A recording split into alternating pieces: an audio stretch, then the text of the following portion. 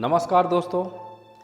तो आज का हमारा टॉपिक है या आज का हमारा अध्याय है कक्षा 7 भूगोल का तीसरा अध्याय, हमारी बदलती पृथ्वी। दोस्तों, हमारी पृथ्वी का स्थलमंडल अनेक प्लेटों में विभाजित है। क्या हमारे पृथ्वी का स्थलमंडल अनेक प्लेटों में विभाजित है, जिन्हें स्थलमंडलीय प्लेट कहते हैं। आपको यह जानकर आश्चर्य होगा कि ये प्लेट हमेशा धीमी गति से चारों तरफ घूमती रहती हैं, प्रत्येक वर्ष केवल कुछ मिलीमीटर के लगभग। पृथ्वी के अंदर पिघले हुए मैग्मा में होने वाली गति के कारण ऐसा होता है। क्या होता है? पृथ्वी के अंदर पिघले हुए मैग्मा में होने वाली गति के कारण ऐसा होता है। पृथ्वी के अंदर पिघला हुआ मैग्मा एक ऊर्ध्ववृत्तीय रूप में घूमता रहता है। प्लेट की इस गति के कारण पृथ्वी की सतह पर परिवर्तन होते रहते हैं। क्यों परिवर्तन होते रहते हैं? प्लेट की गतियों के कारण। पृथ्वी की गति को उन बलों के आधार पर कई भागों में विभाजित किया गया है, जिनके कारण ये गतियाँ उत्पन्न होती हैं। जो बल पृथ्वी के आंतरिक भाग में घटित होते हैं उन्हें अंतर्जनित बल या एंडोजेनिक फोर्स कहते हैं। जो बल पृथ्वी के आंतरिक भाग में घटित होते हैं उन्हें अंतर्जनित बल या एंडोजेनिक फोर्स कहते हैं। एवं जो बल पृथ्वी की सतह पर उत्पन्न होते हैं उन्हें बहिर्जनिक बल या एक्सोजेनिक फोर्स कहते हैं। जो बाहर घटित होते हैं उनको क्या बोलते हैं? बहिर्जनिक बल या एक्सोजेनिक फोर्स। ठीक। अंतर्जनित बल कभी कभी आकस्मिक गति उत्पन्न करते हैं तो कभी कभी धीमी गति। जो पृथ्वी का जो अंतर्जनित बल है ये कभी आकस्मिक गति उत्पन्न कर देते हैं, परंतु कभी कभी धीमी गति उत्पन्न करते हैं। इस संबंध में आप एक प्रयोग कर सकते हैं। क्या कर सकते हैं आप? एक प्रयोग। आप एक रंगीन कागज की एक छोटी सी गोली बना लीजिए और इसे जल के आधे भरे बीकर या गंजे में रख दीजिए। पानी से आधे भरे बीकर में या गंजे में इसको रख दीजिए। गंजे को तिपाई पर रखकर नीचे से बर्नर की सहायता से गर्म करें। कुछ समय में आप देखेंगे कि गंजे के जिस भाग पर बर्नर की लौ पड़ रही है वहाँ पानी गर्म होकर बुलबुले के रूप में ऊपर उठ रहा है। ठीक। उन्हीं बुलबुलों के साथ कागज की गोली भी ऊपर उठती है। उन्हीं बुलबुलों के साथ कागज की गोली ऊपर उठती है। इसके बाद गंजे के केंद्रीय भाग में बुलबुले के रूप में ऊपर उठा हुआ जल गंजे के अगल बगल वाले भाग पर, जहां बर्नर की लौ का प्रभाव कम पड़ता है यानी तापमान कम होता है, वहां पर नीचे उतरती है। ठीक है। जल के साथ कागज की गोली भी नीचे उतरती है। बस आप समझिए, पृथ्वी के अंदर स्थित पिघला हुआ मैग्मा भी इसी प्रकार की गति किया करता है। आप जानते हैं नदी के कार्यों के विषय में या नदी द्वारा बनाए जाने वाले स्थलाकृतियों के बारे में। सबसे पहले देख लेते हैं जलप्रपात के विषय में। नदी के जल से दृश्य भूमि का अपरदन होता है। ठीक। जब नदी किसी खड़े ढाल वाले स्थान से अत्यधिक कठोर शैल या खड़े ढाल वाली घाटी में गिरती है तो यह जलप्रपात बनाती है। क्या बनाती है? जलप्रपात। इस प्रकार के विश्व में हजारों छोटे छोटे जलप्रपात देखे जा सकते हैं। दोस्तों, विश्व का सबसे ऊंचा जलप्रपात दक्षिण अमेरिका के वेनेजुएला का एंजिल जलप्रपात है। कौन सा जलप्रपात है? एंजिल।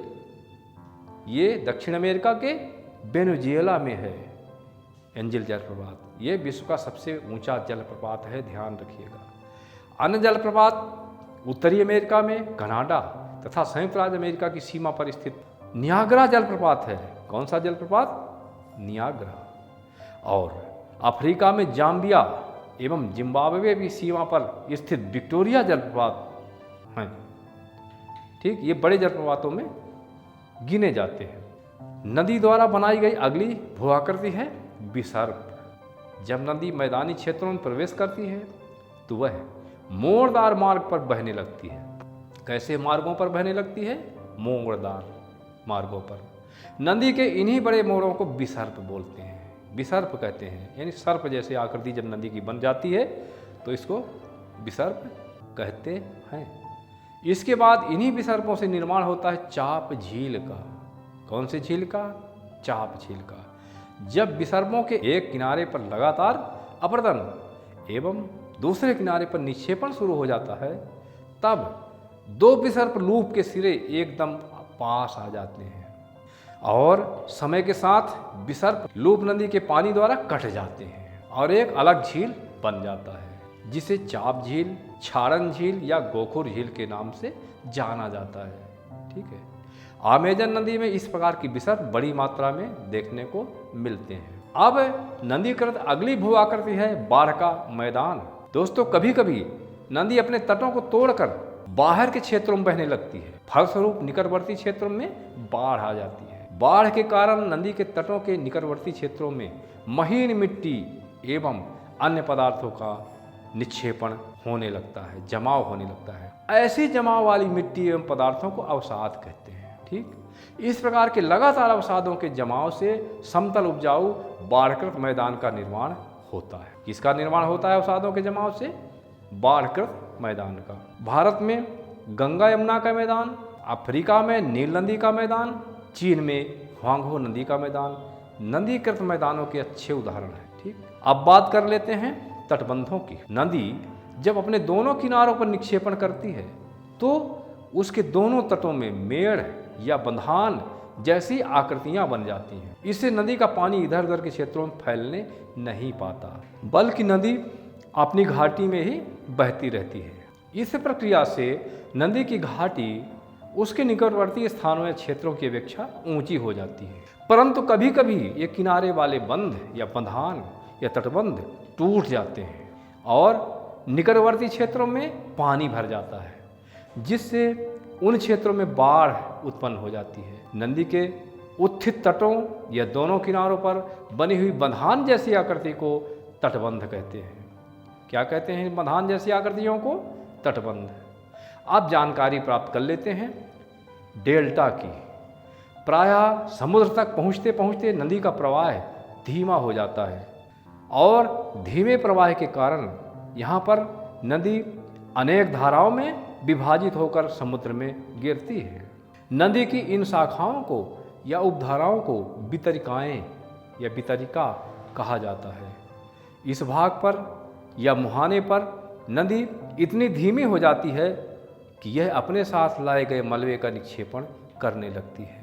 प्रत्येक वितरिका अपने मुहाने का निर्माण करती है। सभी वितरिकाओं के मुहानों के अवसादों के संग्रह से एक त्रिभुजाकार स्थल या अंग्रेजी के डेल्टा के आकार का स्थल बन जाता है, जिसे डेल्टा कहते हैं। गंगा नदी एवं नील नदी के डेल्टा उदाहरण के रूप में बताए जा सकते हैं। दोस्तों, गंगा नदी का जो डेल्टा है सुंदरबन नाम है और यह डेल्टा विश्व का सबसे बड़ा डेल्टा माना जाता है। ठीक है, तो ये हुई नदीकृत स्थलाकृतियाँ। दोस्तों, भू सतह पर परिवर्तनकारी शक्तियों के समान समुद्री तरंग भी कुछ स्थलाकृतियों का निर्माण किया करती है। इन्हें आप जान लीजिए। समुद्री तरंगों के अपरदन एवं निक्षेपण से तटीय स्थलाकृतियाँ निर्मित होती हैं। आइए इन्हें देखते हैं। समुद्री तरंगें लगातार तटीय शैलों से टकराती रहती हैं, जिससे तटीय दरारें विकसित होती हैं। समय के साथ ये बड़ी और चौड़ी होती जाती हैं। इनको समुद्री गुफा कहा जाता है।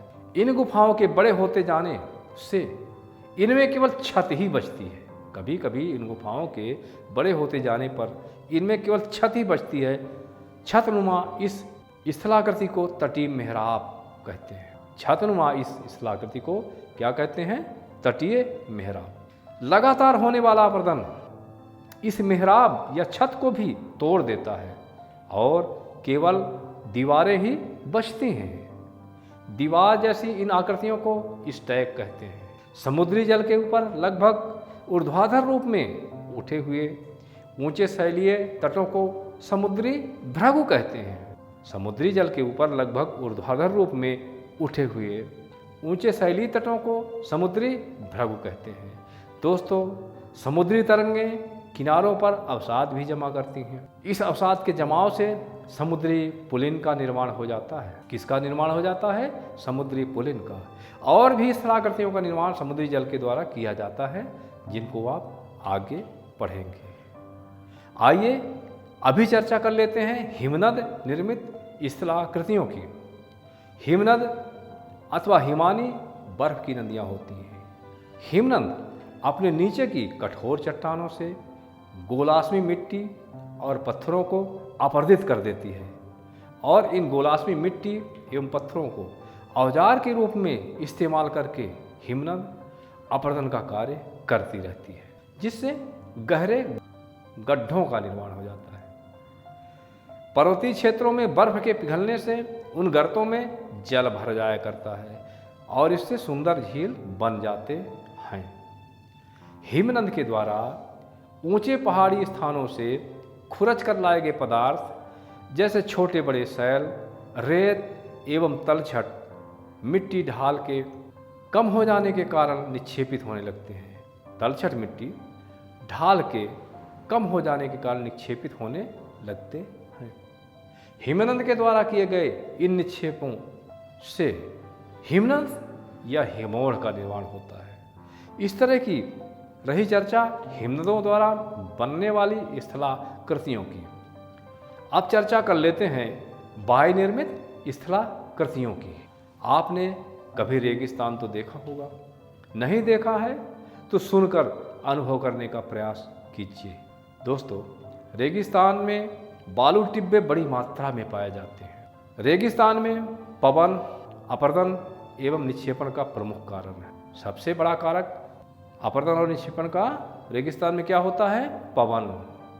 रेगिस्तान में आप छत्रक के आकार के सैल देख सकते हैं, जिन्हें सामान्यतः छत्रक सैल कहते हैं। सैलों के ऊपर कठोर एवं नीचे मुलायम परतदार बनावट की स्थिति में पवन सैल के ऊपरी कठोर भाग की अपेक्षा निचले भाग को आसानी से काटती है। इसलिए ऊपरी सैल के आधार संकीर्ण गर्दन नुमा एवं शीर्ष विस्तृत छत्रक नुमा हो जाते हैं, जिन्हें छत्रक शिला कहा जाता है। रेगिस्तानों में पवन अपने तेज व शक्तिशाली प्रवाह से अपने साथ रेत को उड़ाकर एक स्थान से दूसरे स्थान पर पहुंचाती व निक्षेपित करती रहती है। जब पवन का बहाव रुकता है तो यह रेत गिरकर छोटी पहाड़ी बन जाती है। इसी को बालू का टिब्बा या बालू का स्तूप कहते हैं। ठीक, जब बालू कण बहुत महीन एवं बहुत हल्के होते हैं तो वायु उनको उड़ाकर अत्यधिक दूर ले जा सकती है। जब ये बालू कण विस्तृत क्षेत्रों में निक्षेपित हो जाते हैं तो इसे लोयस कहते हैं। लोयस चीन के वायुकृत मैदान के नाम से बना है। चीन में इस तरह के विशाल लोयस के निक्षेप देखने को पाए जाते हैं। तो यह रही बाह्य निर्मित स्थलाकृतियों की संक्षिप्त चर्चा। अब बारी है अभ्यास प्रश्नोत्तरी की। दोस्तों, आगे बताए गए प्रश्नों के उत्तर आप मन ही मन देने का प्रयास कीजिएगा। उत्तर न बनने पर वीडियो को दोबारा ध्यानपूर्वक देखिएगा। संपूर्ण उत्तर आपको वीडियो में ही मिल जाएंगे। हमारा संपूर्ण व्याख्यान NCERT पर आधारित है। बाहर से कोई चीज़ नहीं लिया गया है। NCERT की शुद्धता व सत्यनिष्ठता को बनाए रखने का पूरा ध्यान रखा गया है। अतः हमारी इन श्रृंखलाओं में गप व लाग लपेट की गुंजाइश बिल्कुल नहीं है। आप इस वीडियो का उपयोग एक विश्वसनीय ऑनलाइन क्लास के रूप में कर सकते हैं, या यदि आप थकावट आदि के कारण वीडियो नहीं देखना चाहते तो इसे चालू करके सिर्फ ऑडियो सुन सकते हैं, जिससे आपको संपूर्ण ज्ञान प्राप्त होगा। यदि आप 2 या 3 बार भी वीडियो देख लेंगे तो वीडियो की सामग्री आपको याद हो जाएगी या आपके दिमाग में आत्मसात हो जाएगी। वीडियो को देख कर आप प्रश्नों के उत्तर अपनी नोटबुक में लिख सकते हैं। वीडियो को देख कर आप प्रश्नों के उत्तर अपनी नोटबुक में लिख सकते हैं। अतः वीडियो को बार बार देखें। तो चलिए अब प्रश्न आपके समक्ष रखते हैं। पहला प्रश्न है, प्लेटें क्यों घूमती हैं? प्लेटें क्यों घूमती हैं? अगला, बहिर्जनिक बल एवं अंतर्जनित बल क्या हैं? बहिर्जनिक एवं अंतर्जनित बल क्या हैं? अपवर्तन क्या है? अगला, बाढ़कृत मैदान का निर्माण कैसे होता है? बाढ़कृत मैदान का निर्माण कैसे होता है? अगला, बालू का टिब्बा क्या है? बालू का टिब्बा क्या है? अगला, समुद्री पुलिन का निर्माण कैसे होता है? समुद्री पुलिन का निर्माण कैसे होता है? अगला, चाप झील क्या है? चाप झील क्या है? अगला, समुद्री तरंग किन किन स्थलाकृतियों का निर्माण करती है? समुद्री तरंगें किन किन स्थलाकृतियों का निर्माण करती हैं? अगला, हिमनद के अपरदन एवं निक्षेपण से संबंधित भू आकृतियों का वर्णन 250 शब्दों में कीजिए। क्या? हिमनद के अपरदन एवं निक्षेपण से संबंधित भू आकृतियों का वर्णन 250 शब्दों में कीजिए। अगला, पृथ्वी की आकस्मिक गतियों के कारण कौन सी घटनाएं होती हैं? 300 शब्दों में स्पष्टीकरण दीजिए। पृथ्वी की आकस्मिक गतियों के कारण कौन सी घटनाएं घटित होती हैं? 300 शब्दों में स्पष्टीकरण दीजिए। अगला, वायु निर्मित भू आकृतियों का 150 शब्दों में विवरण दीजिए। वायु निर्मित भू आकृतियों का 150 शब्दों में विवरण दीजिए। अगला, चाप झील का निर्माण किस तरह से होता है? 150 शब्दों में स्पष्ट कीजिए। चाप झील का निर्माण किस तरह से होता है? 150 शब्दों में स्पष्ट कीजिए। तो दोस्तों, प्रश्नोत्तरी समाप्त हुआ।